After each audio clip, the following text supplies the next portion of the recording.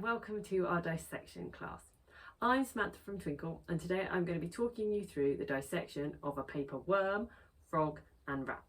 Now this is brilliant because there is no messy bits or squishy bits because they're all made out of paper. This also means there's no animal cruelty because we haven't had to hurt any of these animals to dissect them, and we can learn loads all about the inside of each of these animals. Now make sure when you're doing this, if you're using a scalpel or a scissors like I am, they are really sharp, so to get an adult to help you if you're following along.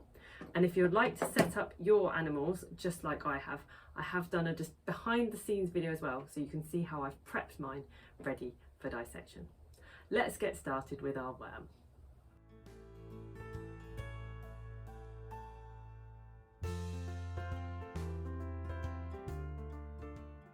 So we've got our earthworm ready, and the first thing you can notice about it is it's got lots of little rings all around the body because the earthworm is actually segmented.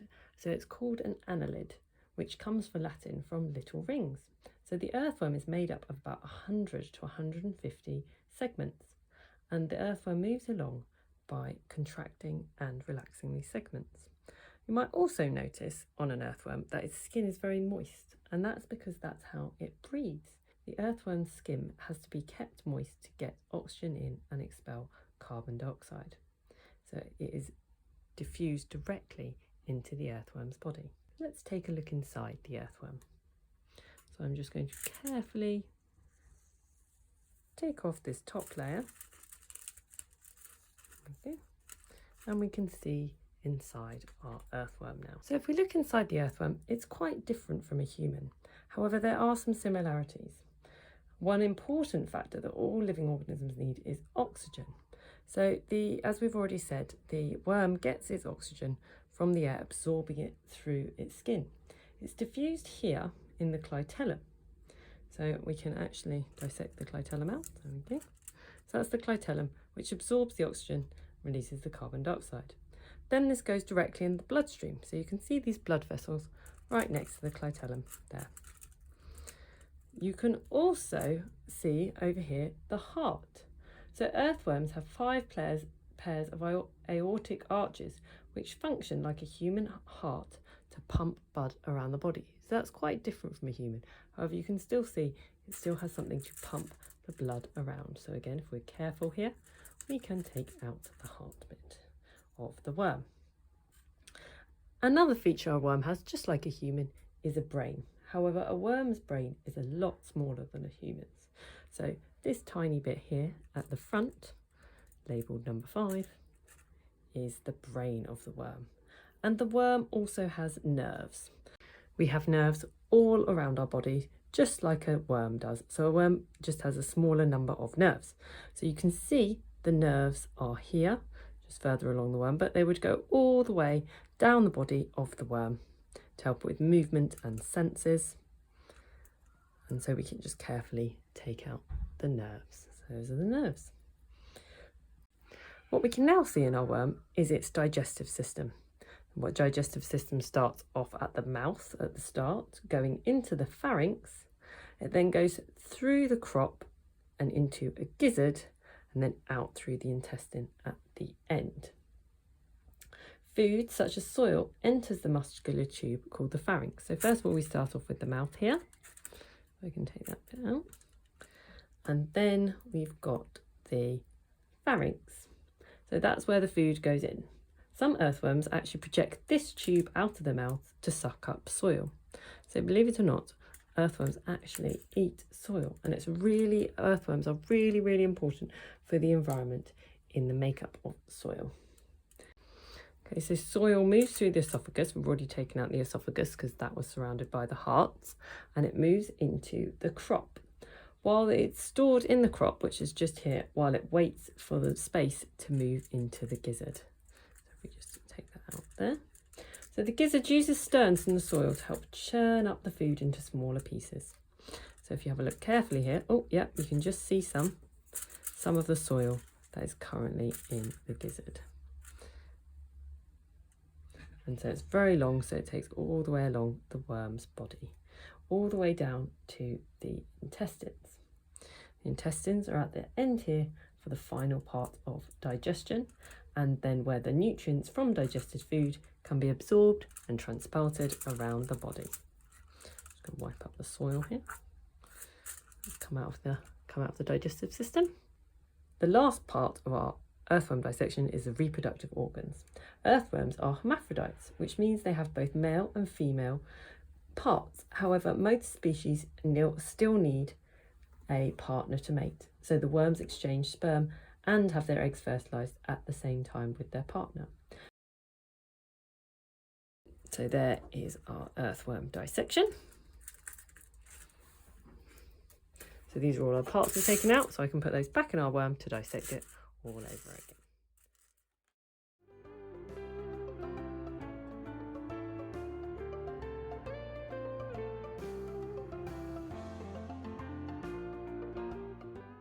Welcome to our frog dissection video. So if you have a look at the frog to start with, frogs can be all sorts of different colours. Sometimes you can even get blue ones or red ones in the jungle, and that can often be a sign they are poisonous. They are all different colours though, and have large eyes and rear legs that are very large to help them jump away. They have webbed feet, which you can just about see here, to help them swim, and they also can be poisonous. Frogs are amphibians, which means they can live in both land and water, and they have permeable skin, which means they can absorb air and water through their skin as long as it is kept moist. So they shed their skin frequently, and you can also sometimes see how shiny their skin is. Right, let's have a look inside our frog. So I'm just going to carefully cut off the top layer of skin. Its feet attached. Just going to cut off the top layer here very carefully, cutting it off.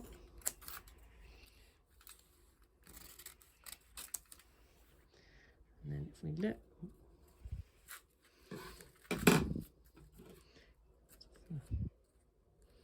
so I'm just going to take that top layer of skin off our frog, put that to one side. Very thankful this is made out of paper. Just put that to one side. So now you can see all of the muscles inside our frog. So our frog has got lots and lots of muscles. It's very similar to that of the humans, as the muscles are attached to their skeleton and help them move.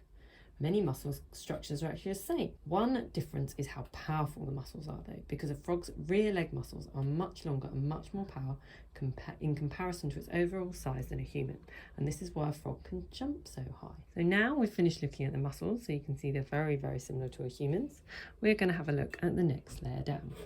So again, I'm just going to very carefully cut the muscles away from our frog.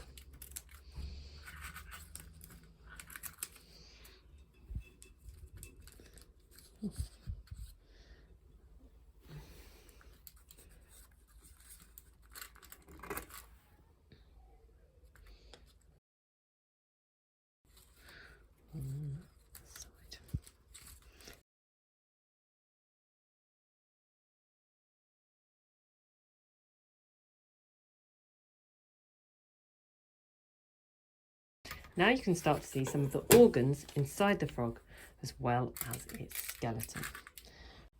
So you now can see the skeleton inside the frog. So we've got the skull, and this area here is slightly different. In a human, there are three sections, the chest, the abdomen and the pelvis. However, the frog, all the organs are held together in this one central area by a stubby trunk with only 9 vertebrae. So you can always count those out. 1, 2, 5, 6, 7, 8, 9. However, humans have 24. They also have similar shoulders and arms. However, you might be able to see that here the frog only has 1 bone here and 1 bone here, whereas in a human there are 2 distinct bones in the lower arm, and the frogs had these fused together. This is similar in the lower section of the frog's feet and legs as well. Both humans and frogs have a femur or a thigh bone, and the frog's hands and feet have similar bones to that of a human. However, they're elongated so that the frog can swim. We are now going to take out the skeletons so we can dissect the organs underneath. So the first area I'm going to dissect out of our frog is actually its brain. A human and a frog obviously both have a brain. However, the frog brain has a much smaller cerebrum, And that's the part of the brain which controls reasoning and emotions and language and problem solving in humans. So it's very, very large in humans, however, it's very small in a frog.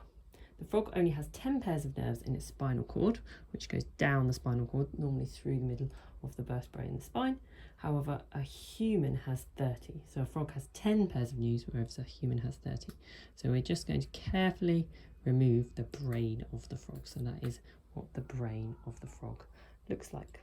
And put that in my petri dish on the side. The next share of the frog we're going to take out is the heart. So like humans, the frog heart has 2 upper chambers. You can just about see those 2 upper chambers here and here, but it only has 1 ventricle. Now this is really fascinating because actually humans have 2. So deoxygenated and oxygenated blood never mix because one side of a human heart carries oxygenated blood and the other side carries deoxygenated blood. However, in this one, because both the deoxygenated and the oxygenated blood go together into this bottom vesicle here. They do not mix due to a specialised arrangement of the frog's heart, which causes the deoxygenated blood to enter and sit at the bottom and oxygenated blood to sit at the top, and then it carries on away around the body. So deoxygenated blood would go into the lungs and oxygenated blood would go around the body in all the blood cells. So that's the frog heart. So we're just going to dissect that one out. Now we've taken the heart out, you can see the frog's lungs. Frogs are covered with a permeable moist skin which helps in respiration. So lots of oxygen comes in through their skins and blood vessels run throughout the skin to get the oxygen.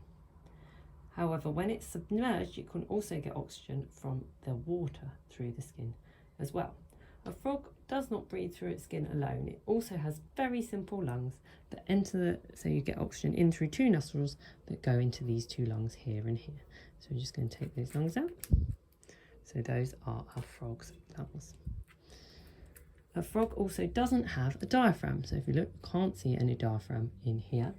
That's what moves the chest up and down as a diaphragm. But frogs don't have ribs or a diaphragm, and so their chest muscles are not used for breathing. They control the movement of air by pushing their mouth up and down. So it opens its mouth to let air flow in, which then goes into the lungs, and then it can breathe with its mouth by closing and letting the air out through its nostrils. These last parts we can see now are all parts of the digestive system. So a frog catches its prey by flicking out its long sticky tongue, and most frogs eat insects and worms, with some larger ones eating other frogs and larger things such as rodents and reptiles. So this is the frog's tongue, so we can carefully dissect that part out. Once the food has gone in through the tongue, it then moves down into the stomach via the esophagus. So you can see there'd be an esophagus here, and here is the stomach. So it's quite a large stomach, so I'm just going to take that out.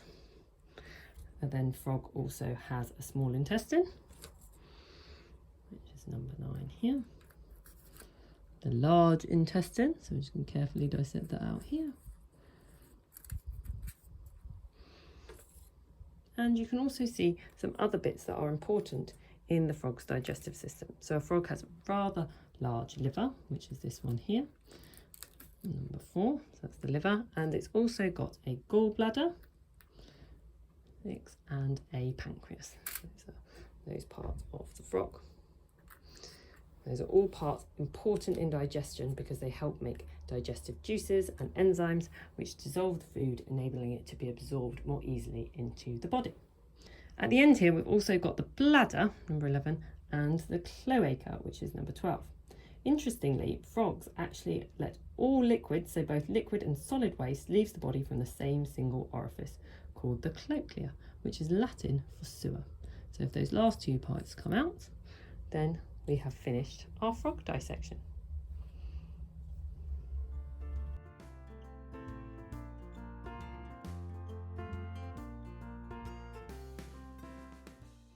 Welcome to our rat dissection.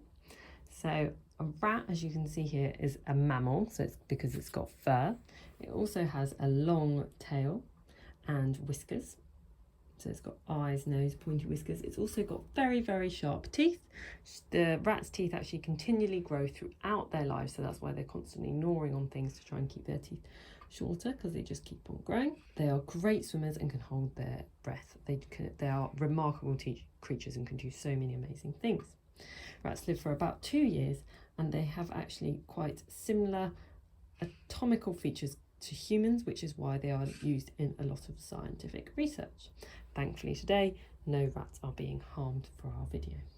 So first thing we're going to do is just carefully remove the outer layer of the rat. So take its skin off so we can look inside our rat. Just going to carefully cut away at it. Okay, just the top layer of skin, so making sure we're not harming any of the other parts under the rat that we're going to have a look at in a minute. I'm just going to take it off here.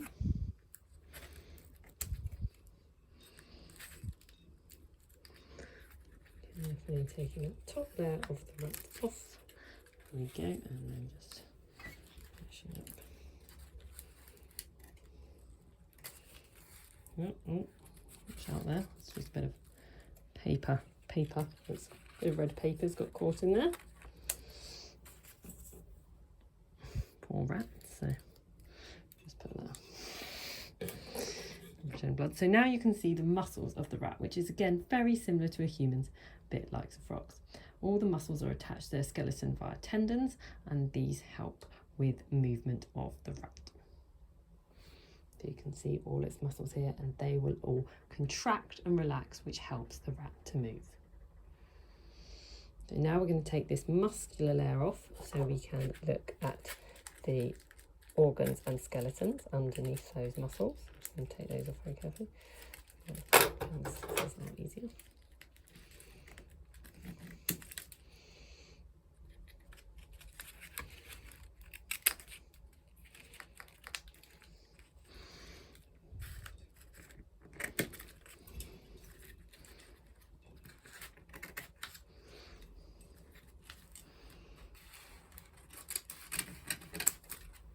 There we go. So now you can see all the organs inside the body as well as the skeleton on top, which protects the organs and provides support and structure as well to the body. So without a skeleton, a rat wouldn't get very far and its organs wouldn't be very protected.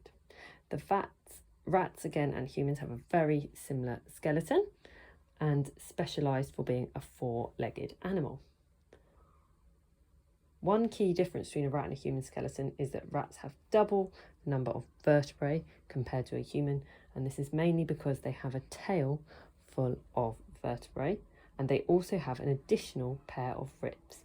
So they actually have 13 ribs compared to a human that's got 12. You can always try and feel your ribs and see if you can count your 12 ribs there. So now we're going to carefully take the skeleton off so we can dissect the rat and look at the organs inside. I'm just going to break the bones of our rat. Oh, hear a crack as we bake these. Then we can take the skeleton off. Again, carefully removing these parts of the skeleton. And now you can see some of the organs inside the rat. So the rat has a very similar nervous system to a human, with a brain and spinal cord. Rats have 43 nerves throughout their body that send and receives impulses between the brain, spinal cord and nerves. Rats have a much better sense of hearing than humans, so they can hear sounds that humans cannot hear, and they even have a really good sense of smell that again humans can't pick up. So some smells that we won't be able to smell, rats can smell. This helps them pick up changes to their environment, and their whiskers as well can pick up vibrations, which are more sensitive than human fingers. So just like humans, rats have a heart to pump their blood around the body. So we're just going to start by dissecting that heart out first. I'm Just going to carefully take that part out. So that's the rat's heart. Obviously, for blood to go around the body, it wants to have oxygen in it. So that's very important, getting oxygen. And rats have 2 lungs, just like us, with a trachea. And they have a diaphragm that a frog didn't have. So the diaphragm is a big muscle that helps the rat to breathe by moving the lungs up and down. So this one here is the diaphragm. So I've got diaphragm here. And then you can see the 2 lungs here and here. So the lungs take in oxygen and breathe out carbon dioxide, and at the lungs, that's where lots of blood vessels surrounding the lungs, where the oxygen is then taken into the bloodstream and then taken to the heart, so all the oxygen can get around the body of the rat. The rat has a very similar digestive system to a human's. Here is the esophagus, so this is where food comes in from the mouth down into the stomach. I'm just going to dissect the stomach out next. So this is a rat's stomach. This is where the food would go while it is digested with enzymes. It then goes into the small intestine where food is digested further and absorbed. Also has a pancreas, so when we take out the small intestines, you'll just see the pancreas there, and again that helps with the digestion, making to help digest the food within the digestive system. Now we can just see the last part of the digestive system. So this area here is actually a cecum. This is a difference between a rat and a human. So humans don't have a cecum anymore, but a rat, they do. And this is a large pouch located in the junction between the small and large intestine. In here, cellulose from plant material is digested further.